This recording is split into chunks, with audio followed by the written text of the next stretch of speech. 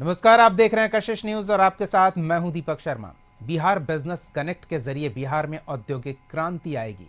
इसके लिए 7 नए पॉलिसी को जल्द लॉन्च करने की तैयारी है, जिससे 30,000 करोड़ से अधिक के नए औद्योगिक प्रस्तावों को धरातल पर उतारने का रास्ता बनाया जाएगा।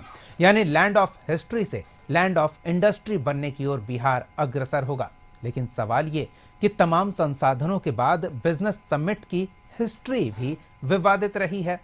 बिजनेस समिट की हिस्ट्री पर गौर करें तो पता चलता है कि करोड़ों करोड़ खर्च कर लैंड ऑफ इंडस्ट्री बनाने की बात तो पहले भी हुई, पर वो उद्योग दिखेंगे कब, वहां उत्पादन शुरू कब होगा, वहां बिहार के युवाओं को नियुक्ति कब मिलेगी और इन सवालों का जवाब कौन देगा, कब देगा। ऐसे में सवाल तो पूछेंगे कि बिजनेस कनेक्ट जैसे आयोजनों से बिहार को कितना फायदा होगा। वैसे बताया तो ये जा रहा है कि 2 दिवसीय इस आयोजन से बिहार में करीब 30,000 करोड़ से अधिक के निवेश आएंगे और ये निवेश खास तौर पर फूड प्रोसेसिंग और जूट उद्योग से जुड़े क्षेत्र में आएंगे, क्योंकि बिहार में इन क्षेत्र के उद्योग के लिए असीम संभावनाएं हैं। बिहार में खनिज का अभाव है। झारखंड के गठन के बाद बिहार से वो एक बड़ा आय का स्रोत और उद्योग का साधन अलग हो गया, लेकिन बिहार के पास उपजाऊ भूखंड है और उस उपजाऊ भूखंड पर बेहतर सिंचाई की व्यवस्था, किसानों के लिए बेहतर बिजली की व्यवस्था और किसानों को बाजार से जोड़ने के लिए बेहतर सड़क की व्यवस्था का जो अभाव था, उस अभाव को नीतीश सरकार के कार्यकाल में दूर कर लेने का दावा किया जा रहा है। बिहार के किसी भी हिस्से से 5 घंटे में राजधानी तक पहुंच सुनिश्चित करने का दावा किया गया है। तो ऐसे में एक बड़ा बाजार न सिर्फ बिहार बल्कि आसपास के इलाके की जो 30 करोड़ से अधिक की आबादी है वो है, और ये बड़ा बाजार और बिहार में मौजूद युवा शक्ति, करीब एक बड़ी आबादी जो 35 साल से कम आयु वर्ग की है, वो मैन पावर उपलब्ध कराएगी जो उद्योग के लिए काफ़ी लाभदायक होगा। स्थानीय लोगों को अगर रोजगार मिलता है तो ये लोगों के लिए बेहतर है, और स्थानीय स्तर पर लोगों को अगर उद्योग नियुक्त करते हैं तो ये उद्योग के लिए भी बेहतर है, सस्ता मैन पावर उपलब्ध होगा। तो ऐसे में सवाल ये है कि आखिर जो बार बार समिट होते हैं, उन समिट में बार बार हजारों करोड़ के निवेश के दावे दिखते हैं, लेकिन उन दावों का धरातल पर क्या दिखता है, इसका जवाब कौन देगा। हमारे साथ कुछ मेहमान जुड़े हुए हैं, उनसे आपका परिचय करा दें। इन सब विषयों पर हम तकनीकी पक्ष जानेंगे और उसके लिए हमने आमंत्रित किया है बिहार चैम्बर ऑफ कॉमर्स के पूर्व अध्यक्ष पीके अग्रवाल जी को। अग्रवाल जी, बहुत बहुत स्वागत है आपका। इसके साथ ही बीजेपी की ओर से पार्टी का पक्ष रखने के लिए प्रेम रंजन पटेल जी जुड़े हुए हैं और कांग्रेस की ओर से पार्टी का पक्ष रखने के लिए शिशिर कौंडिल्य जी जुड़े हुए हैं। आप तीनों का बहुत बहुत स्वागत है। सबसे पहले तो हम तकनीकी पहलू के बारे में जान लें पीके अग्रवाल जी से कि इस तरह के समिट से क्या वाकई कुछ फायदा होता है।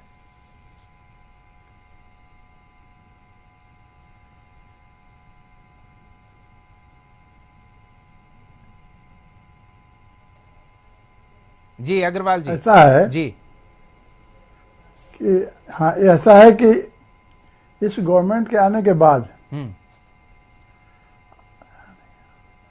जो सबसे अच्छी पॉलिसी बनी इन्वेस्टमेंट के लिए वो 1900 के बाद, कहने का मतलब है कि 2000 ईस्वी में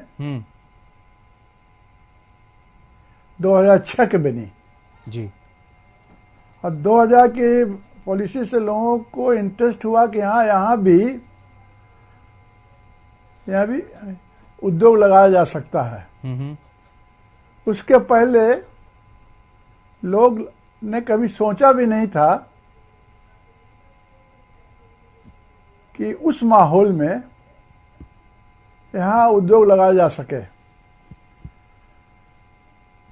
तो 2006 के पॉलिसी के बाद में एक्चुअली यहाँ उद्योग लगाने का हलचल चालू हुआ। उसके बाद क्या हुआ कि लोगों ने कुछ उद्योग यहाँ लगाए, ऐसे ऐसे उद्योग लगाए जो जिसके बारे में कल्पना नहीं की जा सकती थी। आप देखें उसी पीरियड में 2006 के बाद ब्रिटानिया बिस्कुट आए, जी। अनमोल बिस्कुट आया, सोना बिस्कुट आए, हिंदुस्तान लीवर का एक अच्छी यूनिट यहाँ डिटर्जेंट की लगी, हम्म। बहुत से सीमेंट उद्योग लगे, जी। बहुत बड़ा इन्वेस्टमेंट जो है वो पेप्सी ने भी किया, हम्म। सीमेंट उद्योग के लोगों ने भी किया। हम्म। तो हमको लगा कि हाँ एक तरह की बात बनी है कि लोग यहाँ भी उद्योग लगाना चाहते हैं। मकसद ये है, अपने यहाँ पहले बिजली की कमी थी, हम्म। आज के दिन बिजली की कोई कमी नहीं है। बिल्कुल। जितनी बिजली आप चाहें उतनी आपको मिलेगी, कोई लोड शेडिंग नहीं है, हम्म। क्वालिटी अच्छी है। लैंड अगर आप चाहेंगे तो लैंड की भी अवेलेबिलिटी अच्छी बनी है। जी। स्टेट इन्वेस्टमेंट प्रमोशन बोर्ड जो गवर्नमेंट का है, सिंगल विंडो टाइप, हम्म। आपको समूचा परमिशन वहीं मिल जाता है, हम्म। जिससे लोगों में इंसेंटिव मिलता है कि बहुत जगह जगह जाने की आवश्यकता नहीं है। हम्म।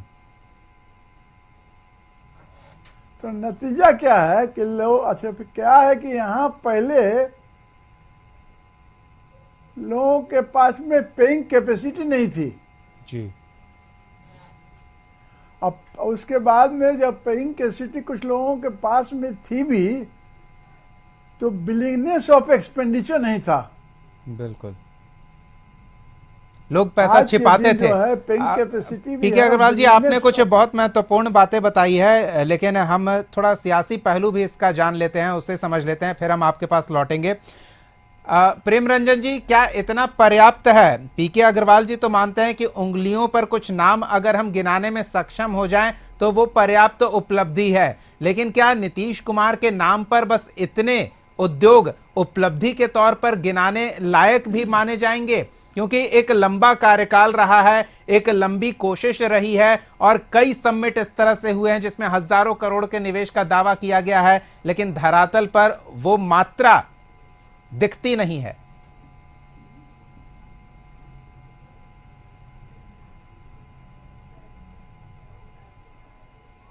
2005 के बाद की स्थिति बिहार की, 2005 से पहले जो बिहार की स्थिति थी वो किसी से छुपी हुई नहीं है कि जो भी उद्योग थे यहाँ, कोई जो है यहाँ काम करने वाले लोग थे, वो सब यहाँ से छोड़ कर करके अपना व्यापार, रोजगार, बिजनेस सारे चीज समेट कर करके चले गए थे। कानून व्यवस्था की इतनी बदतर स्थिति थी कि कहना मुश्किल है। कोई सुरक्षित अपने आप को नहीं समझता था और किसी प्रकार की सुविधा नहीं थी उद्योग चलाने के लिए, न बिजली की, न सड़क की, न अन्य चीजों की। लेकिन 2005 में जब एनडीए की सरकार बनी नीतीश कुमार जी के नेतृत्व में, उसके बाद जो है इस दिशा में लगातार जो है प्रयास कोशिश किया गया। हमारे यहाँ जो है खनिज संपदा नहीं है, हमारे यहाँ प्रचुर मात्रा में जो होना चाहिए संसाधन उसकी कमी थी।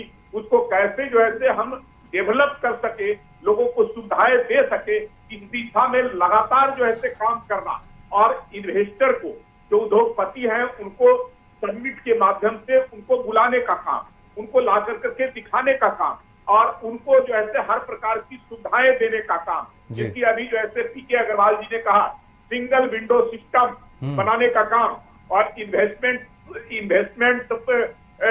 जो प्रमोशन बोर्ड बनाया गया कि ताकि उनकी असुविधाओं को ध्यान में रख करके हम इन सब चीजों को कैसे दूर कर सके। आज जो है हम सड़कों के मामले में बेहतर हो गए हैं, बिजली के मामले में बेहतर हो गए हैं। अब उद्योगपति आ रहे हैं, मैं खुद कर रहा हूं कि मैंने जो है एक समिट में मैं मुंबई गया था, जहां कई जो है उद्योगपति, बड़े उद्योगपति, शशि रुइया से लेकर करके राहुल बजाज, विजय कलांत्री, कमल मुरारका का देहांत हो गया, लेकिन वो सारे लोग थे और सैकड़ों उद्योगपति जो अपनी इच्छा उन्होंने व्यक्त किया कि कि बिहार में अभी हम कुछ करना चाहते हैं, लगाना चाहते हैं। बिहार एक बड़ा मार्केट है, हमको अगर सुविधाएं मिल सके, और इस दिशा में लगातार जो है तो सरकार उस दिशा में काम कर रही है।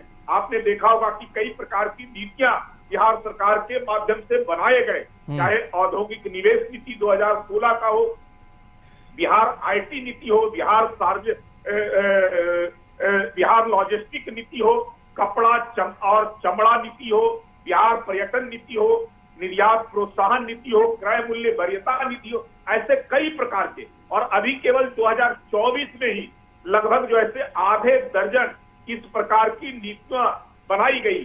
उसको कह सकते हैं खाद्य प्रसंस्करण नीति 2024, बिहार औषधि संवर्धन नीति 2024, बिहार प्लास्टिक विनिर्माण नीति प्रोत्साहन नीति 2024, जैव ईंधन उत्पादन प्रोत्साहन नीति 2024, बिहार लकड़ी आधारित उद्योग नीति 2024।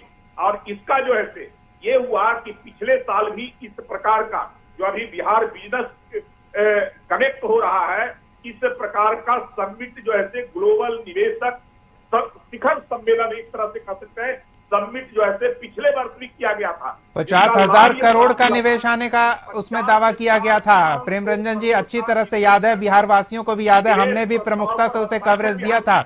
लेकिन वो 50,000 करोड़ गया कहाँ, ये समझ में नहीं आता। इच्छा तो है उद्योगपतियों की, सरकार ने उस तरह की व्यवस्था की है, लेकिन ये इच्छा मूर्त रूप क्यों नहीं ले रही है, ये बड़ा सवाल है। बिहार में हो रहा बिजनेस कनेक्ट समिट, और इस समिट में 30,000 करोड़ के कम से कम निवेश की संभावना है। तो संभावना के साथ ही जो हमारे साथ मौजूद मेहमान हैं उन्होंने व्यक्त किया कि इच्छा भी है औद्योगिक घरानों की, लेकिन वो इच्छा मूर्त रूप नहीं ले पा रही है या वो रफ्तार नहीं दिख रही है। और दावा ये भी किया जा रहा है कि एक बेहतर उद्योग के स्थापना के लिए जो इंग्रेडिएंट्स होते हैं, तमाम सामग्री है, पर वो उद्योग स्थापित होता उस रफ्तार से नहीं दिख रहा है। मेहमानों के पास चलेंगे और पहली प्रतिक्रिया शिशिर जी से लेंगे कि शिशिर जी, क्या उद्योग स्थापित करने की पूरी सामग्री है और सामग्री होने के बावजूद उद्योग स्थापित करने में वो गति क्यों नहीं दिख पा रही है, ये सवाल है। क्या लगता है आपको? देखिए दीपक जी, बिहार में कई सारे समिट और कनेक्ट्स इस प्रकार के हुए हैं, कॉन्क्लेव हुए हैं। है क्या कि बिहार में एक दूसरे प्रकार की व्यवस्था चल रही है। ईज ऑफ डूइंग बिजनेस जो है उसका घोर अभाव है। अब कहिएगा इसका कारण क्या है? ठीक है, मान लिया सिंगल विंडो सिस्टम आपने ओपन कर दिया, लेकिन जिस यहां पता है विधायिका कंप्लीट डिमोलिश है। विधायिका जो है उसका अब नीतीश कुमार की सरकार में कोई मतलब नहीं रह गया है। नीतीश कुमार इतने बड़े पॉलिटिकल ऑफेंडर हैं जिस ऑफेंस की सजा सीआरपीसी और आईपीसी में भी निहित नहीं है। यहां पे जो नौकरशाह हैं, जो ब्यूरोक्रेट्स हैं, जो आईएएस हैं, वो भगवान है और वही सारी व्यवस्था को चला रहा है।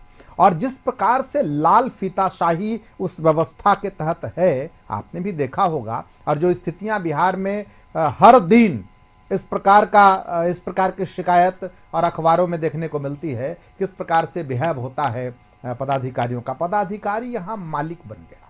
तो जो व्यक्ति इन्वेस्टर है, जो इन्वेस्टमेंट करने के लिए आया है। अच्छा देखिए, एक चीज और है यहां पे, संवैधानिक दिक्कत कहां है, सो मैं आपको बता रहा हूं। संवैधानिक दिक्कत यह है कि जो ब्यूरोक्रेट्स है उसकी संवैधानिक स्थिति ऐसी है कि उसकी रिस्पॉन्सिबिलिटी का निर्धारण ही नहीं है। संविधान का आर्टिकल 309, 10 और 11 पढ़ लीजिए, आपको पता चल जाएगा कि किस प्रकार से वो कोई रिस्पॉन्सिबिलिटी नहीं है। सरकार रिस्पॉन्सिबल है। और सरकार के मुखिया कौन है? जिनको की कोई मतलब नहीं है। जिस प्रकार की स्थिति इस बिहार प्रदेश में है, आप देखिए ना, इससे पहले भी बिजनेस कनेक्ट हुए थे ना, 50,000 करोड़ का के निवेश का दावा किया गया था। दावा किया गया था। और क्या हुआ? फुस। रैयाम चीनी मिल, मोतिहारी चीनी मिल, बारसलीगंज चीनी मिल, ऐसे लगभग आधे दर्जन से ज्यादा का नाम मैं यहां बैठे गिना सकता हूं। सरकार की इच्छा शक्ति का इतना घोर अभाव है। देखिए, इनिशिएटिव जो है वो लेना अच्छी बात है, लेकिन आपका जो मैकेनिज्म है, आपका जो सिस्टम है, वो ईज ऑफ डूइंग बिजनेस में कितना सपोर्टिव है, ये सबसे बड़ा जो है वो बड़ा और मूल उसमें बात है। दूसरी बात ये कि जिस प्रकार से अब बताइए कोई पैसा लगाने के लिए आ रहा है, देखिए रोजगार उत्पन्न करना सरकार की रिस्पॉन्सिबिलिटी है, और रोजगार सरकार जो उत्पन्न करेगी वो कैसे करेगी? सरकार के पास तो लिमिटेड जो है वो रिसोर्सेज है ना। सरकारी नौकरी कितने लोगों को दे सकती है सरकार? तो लाजमी सी बात है कि यहां पे जिस प्रकार का जो है वो पलायन हुआ है और जिस हिसाब से बेरोजगारी का आलम है, तो रोजगार तो इसी से मिलेगा। इनिशिएटिव जो है वो सरकार ले रही है, बहुत बेहतर, लेकिन जो व्यवस्था के अंदर बैठे लोग हैं, 4 रिटायर्ड आईएएस और बाकी के लोग उनके चट्टे बट्टे जो इंडियन एडमिनिस्ट्रेटिव सर्विस से आए हैं और वो समझते हैं खुद को भगवान। दीपक जी, नया शासक वर्ग पैदा हो गया है इस पूरे सिस्टम में, और वो शासक वर्ग इस पूरे प्रदेश के लिए बेहद खतरनाक है, और इमोशन इसलिए नहीं उसके पास है क्योंकि यानी कि शिशिर जी आप ये कह रहे हैं कि व्यवस्था में जो प्रोसेसिंग यूनिट है वो निर्णायक भूमिका में आ गया है, और निर्णय लेने वाले जो इकाई है, जो विधायिका है, वो इस प्रोसेसिंग यूनिट को नियंत्रित नहीं कर पा रही है। कंप्लीट डिमोलिश है वो। प्रेम रंजन जी की प्रतिक्रिया ले लेते हैं। प्रेम रंजन जी क्या कहेंगे? अगर यही स्थिति रही तो आप पूरा दमखम लगा देंगे उद्योग लाने के लिए, फाइलें साइन हो जाएगी, कागज आगे बढ़ जाएगा, लेकिन धरातल पर ईंटें जुड़ेंगी कि नहीं जुड़ेंगी, ये कैसे सुनिश्चित किया जाएगा? उदाहरण है इसका उदाहरण है। ये तो मैं शिशिर जी की खींच को मैं जो है समझ सकता हूँ, और सबसे ज्यादा बिहार को अगर जो है बर्बादी के कगार पे किसी ने ले गया तो किस समय जो है 90 से 2005 तक की स्थिति में जितने भी जो ऐसे उद्योग थे वो सारी बता दीजिए ना कि श्री बाबू जो है वो बिहार को गर्त में ले जाने का काम किए। भाजपाई ये भी बता सकते हैं। आप जो कह रहे हैं वो जो है नहीं, वो भी कांग्रेस पार्टी की गवर्नमेंट किया है। अरे भाई प्लीज, अरे आप टेक्निकल और उसके मैकेनिज्म की बात कीजिए। एक बार सुन लेते हैं। बड़े कल कारखाने थे वो सब झारखंड में चले गए। हमारे पास कुछ नहीं। बिहार के अंदर में एक तरफ उत्तर बिहार जहां बाढ़ की स्थिति, दूसरे तरफ दक्षिण बिहार जहां सुखाड़ की स्थिति, उस जो है विपरीत परिस्थितियों में बिहार को इस स्थिति में ले जाना। बिल्कुल प्रेम रंजन जी आप सही कह रहे हैं। विपरीत परिस्थितियों में भी बिहार सरकार ने एक लैंड बैंक तैयार किया और इतने बड़े भूखंड को तलाश लिया है कि उसमें सैकड़ों उद्योग स्थापित किए जा सकते हैं, पर क्यों नहीं हो रहा?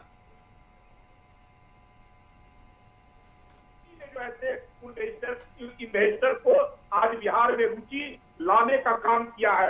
इस प्रकार से आपने देखा कि इथेनॉल के कितने राज्यों में इस प्रकार का जो है आपको मिलेगा कि 19 इथेनॉल उत्पादन केंद्रों की स्वीकृति, जिसमें लगभग आधे दर्जन से ज्यादा इथेनॉल के उत्पादन केंद्रों से उत्पादन प्रारंभ हो चुका है।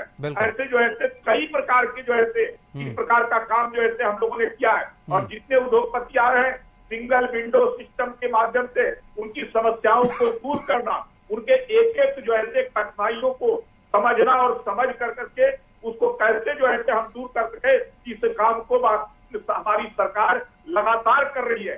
तब तो लोग रुचि ले रहे हैं, तब तो लोग बिहार की तरफ मुखातिब हो रहे हैं, तब तो बिहार में अपना जो है उद्योग लगाना चाहते हैं, अपना पैसा लगाना चाहते हैं। प्रेम रंजन जी एक उदाहरण है कि सबसे दुनिया में अब तक इस नए समय में सबसे ज्यादा समय अगर किसी इमारत को बनने में लगा तो वो बुर्ज खलीफा है, जो दुबई में 6 साल का समय लगा उसे बनने में। तो क्या इन 20 सालों के शासन काल में ऐसे 5 बुर्ज खलीफा बिहार में नहीं बन सकते हैं? उद्योग के जगत में क्यों नहीं वो ऊंचाई हम औद्योगिक जगत में छू पाए इन 20 सालों में? कब तक हम यही कहेंगे कि गड्ढे इतने बड़े थे कि उन्हें भरने में ही पूरी उम्र बिता दी हमने? निश्चित बिहार की स्थिति क्या थी? बद से बदतर कोई आना नहीं चाहता था। बिहार के लोग नहीं तो फिर सुधार क्या हुआ, यही सवाल है ना। बिहार के लोग भी जो बाहर रहते थे वो खुद जो है इस प्रकार की जो है कि वहां रहना नहीं चाहते थे। तो उस स्थिति में जो है आज इस प्रकार का व्यवस्था को खड़ा करना एक बड़ी चुनौती थी। उस चुनौती को ने जो है स्वीकार करके इस सरकार ने उस दिशा में बेहतर से बेहतर जो है काम करने का काम किया। चलिए शिशिर जी एक छोटी सी सियासी प्रतिक्रिया ये भी ले लेते हैं कि हमारे पास सब कुछ लगा लेने वाली संभावना नहीं है, हम उस तरह से खनिज संपदा से संपन्न राज्य नहीं है, तो हमारे पास विकल्प कुछ ही गिने चुने हैं और उन्हीं विकल्पों को लेकर हमें आगे बढ़ना है, ये हमारी भौगोलिक मजबूरी है। तो क्या इस दिशा में हम आगे बढ़ रहे हैं? मैं पूछना चाहता हूं बेसिकली, देखिए ये टेक्निकल वो प्रेम रंजन जी सिस्टम के पार्ट रहे हैं, दर्द अपना छुपा रहे हैं, ये मुझे पता है। लेकिन जिस प्रकार से खनिज और दुनिया जहान की बात वो कर रहे हैं, हैदराबाद में कौन सा खनिज संपदा है, बेंगलोर में कौन सा खनिज संपदा है, आपको पता है ना। आईटी का हब है हैदराबाद। बेसिकली इच्छा शक्ति का अभाव है। और जो मैकेनिज्म है, मैं फिर कह रहा हूं कि जो मैकेनिज्म है, वो मैकेनिज्म जो है वो, जैसे देखिए एक चीज समझ लीजिए, आप अगर बिहार से हैं तो आपको दर्द है, आपका सेंटिमेंट है, आपका इमोशंस है। लेकिन जो बिहार से नहीं है, जो केवल यहां नौकरी करने के लिए आया है, वो केवल नौकरी करता है, उसका कोई सेंटिमेंट नहीं है, उसका कोई इमोशन नहीं है। और जिसका सेंटिमेंट और इमोशन नहीं है, अगर आप उस पर भरोसा करके आगे चीजों को बनाएंगे और उसको कहेंगे कि ईज ऑफ डूइंग बिजनेस का एक माहौल हम लोग तैयार कर रहे हैं, it will be quite impossible. और आप समझ लीजिए, इम्पॉसिबल में छुपा हुआ है आई एम पॉसिबल। प्रेम रंजन जी बता रहे हैं, इनका ये अपना दर्द छुपा रहे हैं। चलिए, दर्द बिहार वासियों का दर्द है, किसी व्यक्ति विशेष का दर्द नहीं है। आर पीके अग्रवाल जी हमारे पास जुड़े हुए हैं। पीके अग्रवाल जी, सत्ता पक्ष और विपक्ष की बातें आपने सुनी, किस तरह से सियासत होती है किसी मुद्दे पर, ये आप बेहतर समझ रहे हैं। उद्योग जगत के व्यक्ति इसके भुक्तभोगी भी कहे जाते हैं और इसके बचकर निकलने वाले शख्स के तौर पर भी पहचाने जाते हैं। सियासत से उन्हें मतलब नहीं है, उनका व्यवसाय किस तरह से जमे, किस तरह से फायदा दे, इससे उन्हें मतलब है। तो क्या अब ये व्यवस्था दिख रही है? इंग्रेडिएंट्स हमारे पास सीमित हैं, तो क्षेत्र भी उद्योग लगाने के सीमित ही होंगे। क्या उन सीमित दायरों में जो उपलब्ध विकल्प है, उन विकल्पों का हम उचित दोहन कर पा रहे हैं?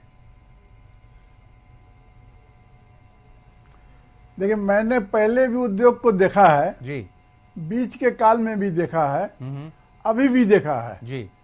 आप देखें, पहले कोई ब्याडा की जमीन देने पर भी लेने वाले नहीं थे।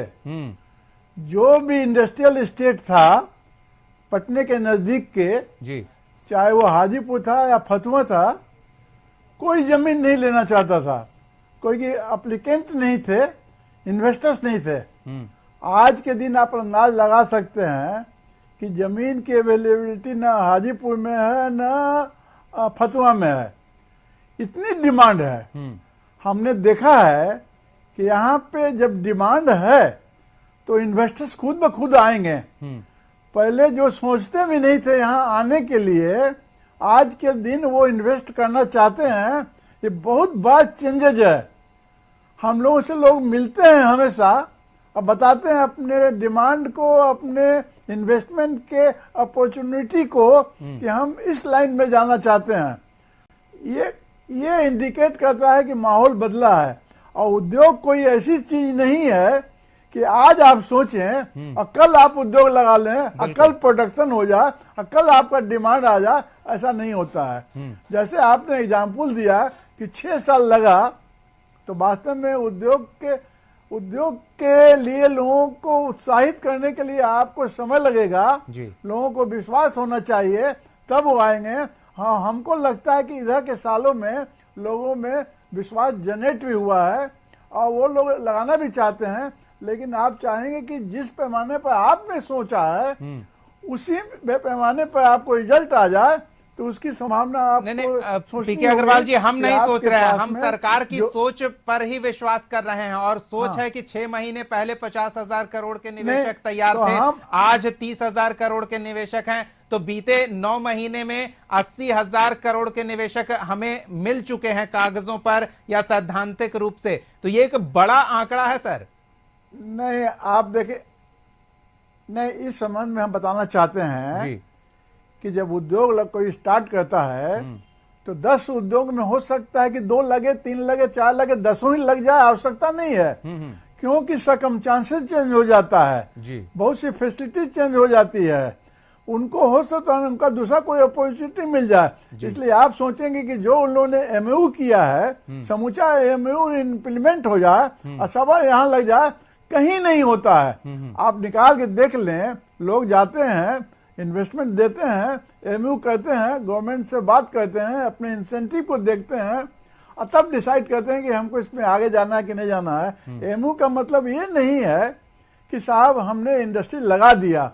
एमयू का मतलब है कि हमारा इंटेंशन है इंडस्ट्री लगाने का, और इस ओर हम जाना चाहते हैं। चलिए, ये इसलिए अच्छी बात है आपको कि आशावान इंटेंशन होना कम से चाहिए। कम ये नहीं सकारात्मक सोचना नजर आ रहा है। पॉजिटिव इंटेंशन के साथ सरकार आगे बढ़ रही है, उद्योग जगत एकदम। के लोग विचार कर रहे हैं, और ऐसे में बिहार के लिए आने वाले समय में संभावनाओं के द्वार औद्योगिक क्षेत्र में भी खुलते नजर आ रहे हैं।